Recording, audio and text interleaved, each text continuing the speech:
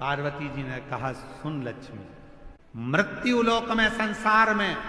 तेरे साथ तेरी पूजन में श्री विनायक, श्री गणेश जी महाराज, गणपति जी बैठेंगे, और जिनके घर में लक्ष्मी के साथ गणेश की पूजन होगी उसके घर में लक्ष्मी पूर्ण विराजमान होगी, वो अपूर्ण नहीं है। इसलिए दीपावली पर आपने जब भी देखा होगा फोटो लक्ष्मी जी का, इधर सरस्वती जी हैं, इधर गणेश जी हैं, बीच में लक्ष्मी जी बैठी हैं। बिना गणेश जी के लक्ष्मी जी का कहीं पूजन होता ही नहीं है, क्योंकि लक्ष्मी को पूर्ण जब माना जाता है जब वो गणेश जी के साथ। पार्वती जी ने कहा, सुन लक्ष्मी, यहाँ तक कहा, कई लोगों की आदत रहती है पहले जल चढ़ाने से पहले शंकर भगवान के शिवलिंग पर अगर बेलपत्र रखी है तो उसको हटा देते हैं। शिव महापुराण की कथा कर रही है, अगर शिवलिंग के ऊपर बेलपत्र चढ़ी हुई है, खड़े रहने दो, फूल हैं, आप उसको हटा सकते हो, मना नहीं। शिव जी का अभिषेक करने से पहले, भगवान शंकर को जल चढ़ाने से पहले,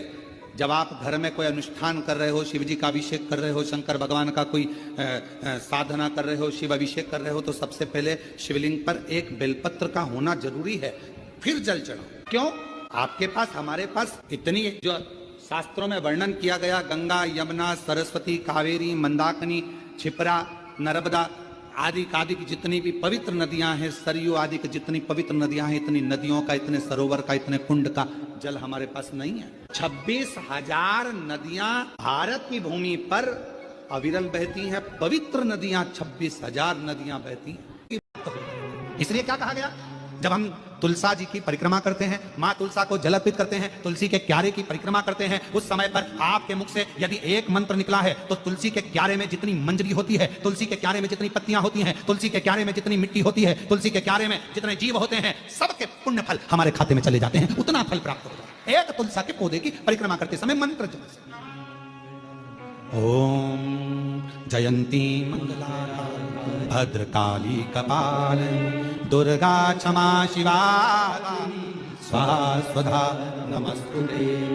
ओम। इसलिए क्या कहा गया, जब हम तुलसा, धनतेरस से जो 7 दिए आपने प्लेट में रखे हैं, थाली में रखे हैं पूजन के लिए, घी के उन 7 दियों से माता लक्ष्मी की आरती उतारी, उन 7 दियों से माता लक्ष्मी का पूजन करिए। आज धनतेरस से जो 7 दिए आपने प्लेट में रखे हैं, थाली में रखे हैं पूजन के लिए, घी के उन 7 दियों से माता लक्ष्मी की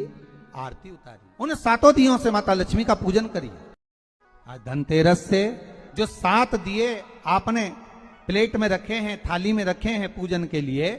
घी के उन 7 दियों से माता लक्ष्मी की